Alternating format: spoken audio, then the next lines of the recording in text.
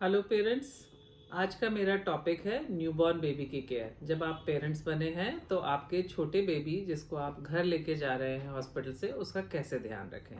तो सबसे पहले कॉन्ग्रेचुलेशंस, ये बहुत खुशी का मौका है कि आप पेरेंट्स बने हैं।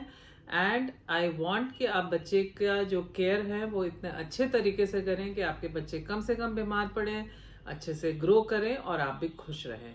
तो चलिए, इसके लिए हम कुछ छोटी छोटी टिप्स हैं जिनका अगर आप ध्यान रखेंगे तो आपका बच्चा हमारे पास आएगा तो सही, पर चेकअप कराने के लिए, बीमारी के लिए नहीं आएगा। तो ये छोटी टिप्स हैं जो बहुत बेसिक हैं और इससे आपका बच्चा लॉन्ग टर्म में हेल्दी रहेगा, स्ट्रांग रहेगा। पहला, ब्रेस्ट फीडिंग। बच्चे के दूध की सबसे इम्पॉर्टेंट है कि माँ ब्रेस्ट फीडिंग सीखे, जितना जल्दी हो बच्चे को ब्रेस्ट से लगाए।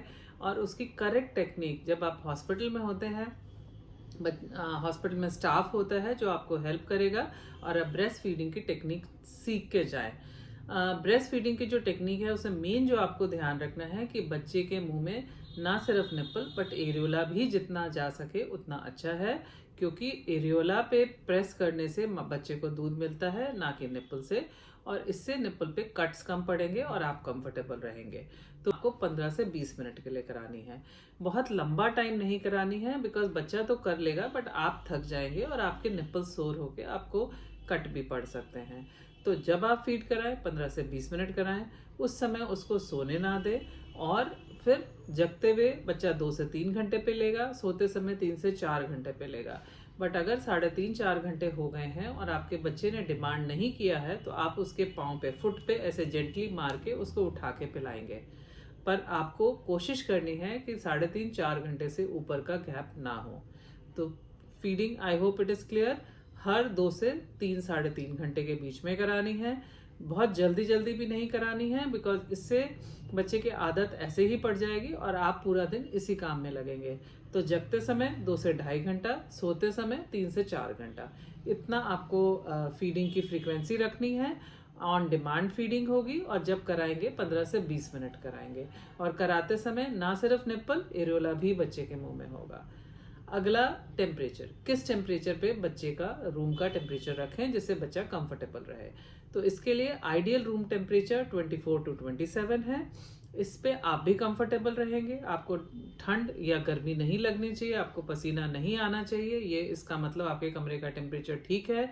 और बच्चे को हम एक लेयर एक्स्ट्रा देंगे।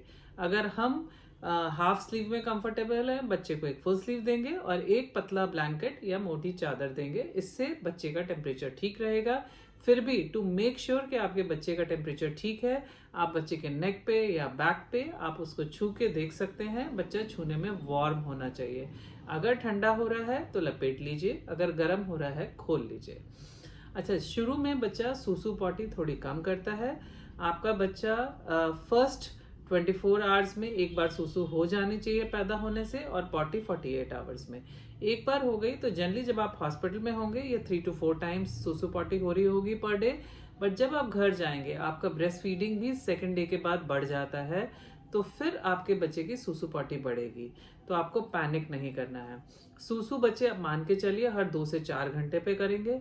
और पॉटी उसमें पहले तो ब्लैक होगी, फिर ग्रीन होगी, फिर गोल्डन येलो होगी। सो फर्स्ट 1 वीक में ये कलर ट्रांजिशन होगा। तो जब ये transition generally 4th to 7th day हो रहा होता है तो बच्चे की पॉटी के नंबर बहुत बढ़ जाते हैं। ऑलमोस्ट 10 से 20 पॉटी बच्चा दिन में करने लगता है, जो कि नॉर्मल है। अगर आपका बच्चा 10 से 20 पॉटी छोटे छोटे अमाउंट में कर रहा है वो बिल्कुल नॉर्मल है। बस आपको देखना है कि जो पॉटी है उसको अच्छे से क्लीन करें। अब क्लीन कैसे करें, उसके लिए आप वेट वाइप्स, टॉयलेट पेपर या टिश्यू पेपर का इस्तेमाल कर सकते हैं। वेट वाइप से भी अगर आप करते हैं तो जस्ट मेक श्योर कि उसके बाद गीलापन ना रहे। अगर गीलापन है तो उसको टिश्यू पेपर या टॉयलेट पेपर से पोंछे। सूसू के बाद भी अगर लड़का है तो उसको पूरा इंटरनल इनर थाइज और बॉल्स उठा के उसको क्लीन करें। लड़की है तो पूरा एरिया वो क्लीन करें ताकि बच्चा ड्राई रहे। अगर आपका बच्चा ड्राई रहेगा तो कोई डायपर रैश नहीं होगा और आपको डायपर क्रीम लगाने की भी कोई ज़रूरत नहीं है। आप जस्ट बेबी को ड्राई रखें। और जब आपके 4th-5th डे के बाद आप मान के चलिए कि बच्चा अगर जग रहा है तो हर 1.5 से 2 घंटे पे सूसू या पॉटी कुछ कर रहा है, तो आप उसको चेक करते रहें और उसको जल्दी से जल्दी क्लीन करें। इससे अगर आपका बच्चा ड्राई रहा, रैश बिल्कुल नहीं होगा। अब बच्चे की स्लीप के बारे में डिस्कस करते हैं। बच्चे जो हैं इस एज पे फर्स्ट मंथ में ऑलमोस्ट 16 to 20 आवर्स होते हैं, और जो इनका स्लीप पैटर्न होता है, दिन में ये जनरली सोते हैं और रात में ये जगे हुए होते हैं, तो जगे होने की वजह से ज़्यादा रोते हैं। तो आपको एज पेरेंट्स जब टाइम मिले आप सो जाएं, बिकॉज बच्चा आपका रात में ज़्यादा वेकफुल रहेगा। तो आपको उस टाइम पे अपनी एनर्जी कंजर्व करके रखनी है। दिन में जब बच्चा सो रहा है, माओ को स्पेशली साथ साथ सो जाना चाहिए, ताकि जब जब बच्चा उठे उसको उठना है। तो फीडिंग तो आपको करानी ही है हर 2-3 घंटे पे, तो रात तो आपकी डिस्टर्ब होगी। तो दिन में जब टाइम मिले प्लीज़ सो जाइए। सोशल मीडिया पे मत रहिए, टीवी वगैरह कम देखिए। जब बच्चा मौका दे रहा है सो जाइए। आपके खाने का बच्चे के ऊपर इतना फर्क नहीं पड़ता है, बट आपके लिए आपको हेल्दी खाना खाना है। आपको जो नॉर्मल खाना है उससे 600 कैलोरीज एक्स्ट्रा चाहिए फॉर फीडिंग, जो कि 2 ग्लास दूध और थोड़े बादाम से पूरी हो जाती है। बहुत एक्स्ट्रा खाने की ज़रूरत नहीं है और कम भी खाने की ज़रूरत नहीं है। और इस टाइम पे आपको ध्यान रखना है कि आपको पानी ज़्यादा पीना है। एटलीस्ट 3 to 4 लीटर्स पानी आप एक्स्ट्रा पियेंगे, ताकि बच्चे को दूध ज़्यादा बने और आप भी हाइड्रेटेड रहें, वेल हाइड्रेटेड रहें। तो आपको एक तो अपना भी सेहत का ध्यान रखना है, खुश रहना है, रेस्ट करना है। जब मौका मिले सो जाइए ताकि आप फ्रेश रहें। जनरली बच्चों की साइकिल 1 सवा महीने पे हमारे आसपास आ जाती है, बट फिर भी 1 सवा महीने के लिए आपको थोड़ा अपना ध्यान रखना है। हर बच्चे का शुरू में थोड़ा सा वजन घटता है। ऑलमोस्ट 7 to 8% हर बच्चे का शुरू में वजन घटता है। तो आपको पैनिक नहीं करना है। जब शुरू में वजन घटे, बाद में फिर वजन बढ़ना शुरू हो जाएगा और वो आपके डॉक्टर उस पर नज़र रखेंगे। जॉन्डिस जनरली बच्चों को 3rd डे पे शुरू होता है और ये 7th to 10th डे तक बढ़ सकता है। अगर बच्चा प्री मेच्योर है तो 10 दिन तक बढ़ेगा, अगर बच्चा टर्म है तो 7-8 दिन तक बढ़ता है। तो जब आपका डिस्चार्ज हो जाता है, आपको मेक श्योर कि आप बच्चों को वापस बच्चे के डॉक्टर को दिखाने जाएंगे 5th to 7th डे के बीच में, या जैसे ही आपको ज़्यादा पीला लगे आप डॉक्टर को दिखाएं, ताकि उसके लिए कुछ अगर बच्चे के डॉक्टर को करना है तो वो ध्यान रखें। एक इम्पॉर्टेंट चीज़ कि बच्चे के नाक, कान और मुंह में आपको कोई ईयरबड, कोई सफाई नहीं करनी है, मुंह में उंगली नहीं डालनी है, क्योंकि इससे इन्फेक्शन का रिस्क है।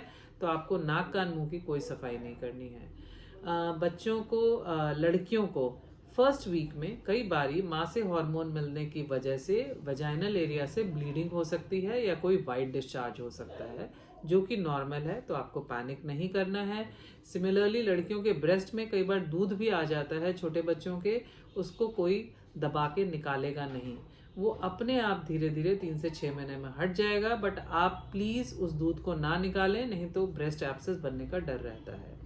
सिमिलरली बॉयज़ में कई लोग प्रीप्यूस को, फोरस्किन को पीछे करते हैं, उसको करने की कोई ज़रूरत नहीं है। अगर आपके बच्चे की धार ठीक है, वो आराम से उसकी सुसु हो रही है, तो प्लीज़ उसको छेड़खानी ना करें। हाँ, हफ्ते 10 दिन में कई बार कुछ डिस्चार्ज होते हैं, उसको वो आप क्लीन कर सकते हैं। नहाते समय आप हल्का साबुन लगा सकते हैं, बट आप फोरस्किन को पीछे ना करें। अच्छा, सबसे इम्पॉर्टेंट स्किन केयर। पहले 7 to 10 डेज आपको कोई साबुन, तेल, पाउडर नहीं लगाना है, केमिकल नहीं करना है, आपको सिर्फ स्पंज करना है। 1 हफ्ते के बाद जनरली कॉर्ड गिर जाएगी। जब कॉर्ड गिर जाएगी तब आप नहलाना शुरू कर सकते हैं। तभी आप मालिश वगैरह भी शुरू करेंगे, और कोशिश करिए कि मालिश के लिए आप मालिश वाली ना लगाएं, खुद करें, because that will be gentle और बच्चे को इन्फेक्शन का रिस्क कम रहेगा। ये हो गए बच्चे के स्किन केयर के बारे में। और बच्चे को कपड़े कैसे पहनाएं। बच्चे को सॉफ्ट कॉटन कपड़े पहनाएं। अगर ठंड है तो आप गर्म बनियान, जो कि अच्छी स्टैंडर्ड कंपनी की है, सॉफ्ट पहनाएं। बच्चों को स्वेटर्स की जगह बच्चे को फ्लैनल की शर्ट्स या जैकेट्स पहनाएं, बिकॉज स्वेटर्स में जनरली सिंथेटिक थ्रेड होता है, तो उससे बच्चों को रैश ज़्यादा पड़ता है। तो आप सॉफ्ट कॉटन के कपड़े पहनाएं और रेगुलरली उनको नॉर्मल पानी से धो के, और अच्छे से अगर धूप में सूख रहे हैं तो कोई सैनिटाइज, स्टरलाइज करने की ज़रूरत नहीं है। एक चीज़ का आपको ध्यान रखना है कि चाहे कोई कितना ही कहे, आपको कोई घुट्टी, ग्राइप वाटर, काजल ये सब नहीं लगाना है। बच्चे को नेचुरल रखना है। बच्चे के मुंह में दूध के सिवा कुछ भी नहीं जाएगा।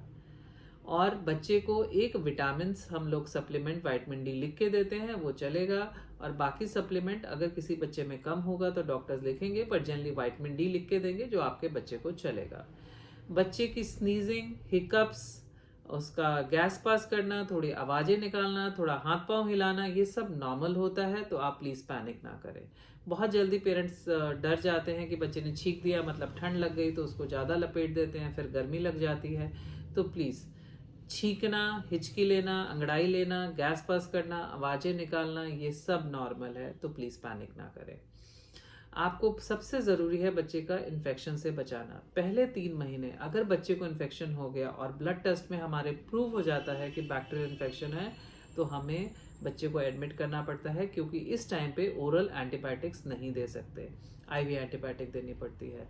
तो प्लीज़ पेरेंट्स पहले 3 महीने में कोई पार्टी फंक्शन ना रखें, घर में भीड़ ना करें, भीड़ की जगह बच्चे को ना लेके जाएं, सिर्फ बच्चे को चेकअप्स के लिए लेके जाना है। और कोशिश करिए कि उसको इन्फेक्शन से बचा के रखें। घर में किसी को खांसी जुकाम है वो उसको गोदी में ना ले, कोई उसको किस ना करे। माँ को अगर खांसी जुकाम है, माँ मास्क पहन के फीड कराए, बट माँ को डायरिया वगैरह है तो फीडिंग कहीं भी नहीं रुकेगी, फीडिंग चलती रहेगी, बट माँ अपना हाथ धोए ढंग से और अपना हाइजीन पर ध्यान रखे। बट बाकी लोगों को अगर खांसी जुकाम है तो वो बच्चे को हैंडल ना करें, ताकि बच्चे को इन्फेक्शन ना हो। छोटे बच्चों के रेगुलर चेकअप्स कराते रहना पड़ता है, क्योंकि हमें उसके वजन, उसके जॉन्डिस, उसके कॉर्ड सब पे नज़र रखनी होती है। हाँ, इम्पॉर्टेंट, कॉर्ड में आपको कुछ नहीं लगाना है, कॉर्ड अपने आप सूख के गिर जाएगी। जनरली ये 6 से 10वें दिन पे गिर जाती है। गिरने के बाद भी आपको कुछ नहीं लगाना है। जब आप चेकअप के लिए जाएंगे तो डॉक्टर्स ही आपके बच्चे की कॉर्ड का एरिया क्लीन करके उसको साफ कर देंगे, आपको कुछ नहीं करना है। तो पेरेंट्स, ये सब छोटी छोटी टिप्स हैं। आई होप आप इनका समझ पाए हैं, और आप इनका अगर ध्यान रखेंगे तो ये आपके बच्चे को लॉन्ग टर्म हेल्दी रखेंगे। Thank you, take care.